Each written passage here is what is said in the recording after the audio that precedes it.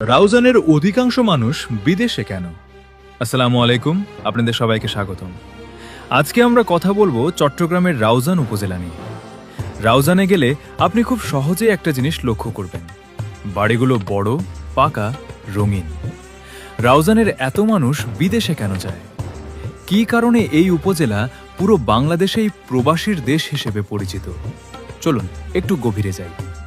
রাউজান বাংলাদেশের চট্টগ্রাম জেলার একটি উপজেলা, যার আয়তন 246.58 বর্গ কিলোমিটার। এখানে 14টি ইউনিয়ন, 60টি মৌজা এবং 81টি গ্রাম রয়েছে। 2022 সালের জনশুমারি অনুযায়ী রাউজানের মোট জনসংখ্যা প্রায় 3,96,000-এর বেশি। কিন্তু মজার বিষয় হল, রাউজানের লিঙ্গানুপাত মাত্র 91.78, অর্থাৎ প্রতি 100 জন নারীর বিপরীতে পুরুষ মাত্র 92 জনের কম। এই সংখ্যাই বলে দেয় বিশাল সংখ্যক পুরুষ এলাকার বাইরে, বেশিরভাগই বিদেশে। চট্টগ্রাম বাংলাদেশের প্রধান বন্দর শহর।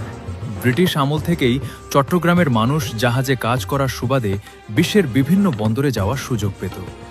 এই সামুদ্রিক ঐতিহ্যই চট্টগ্রামের মানুষের মধ্যে বিদেশমুখী মানসিকতা তৈরি করেছে। 1970 থেকে 80-র দশকে মধ্যপ্রাচ্যে তেলের বুম শুরু হলে সৌদি আরব, কুয়েত, ইউএই, কাতার, বাহরাইনে শ্রমিকের চাহিদা বাড়ে। বাংলাদেশ সরকার তখন থেকেই বিদেশে জনশক্তি রপ্তানি শুরু করে। চট্টগ্রামের মানুষ, বিশেষত রাউজানের মানুষ, সেই সুযোগকে দুই হাতে লুফে নেয়। রাউজান মূলত কৃষি ও পাহাড়ি এলাকা। এ উপজেলার প্রধান রপ্তানি দ্রব্য রাবার ও ওষুধ। বড় শিল্প কারখানা নেই, তাই শিক্ষিত বা অশিক্ষিত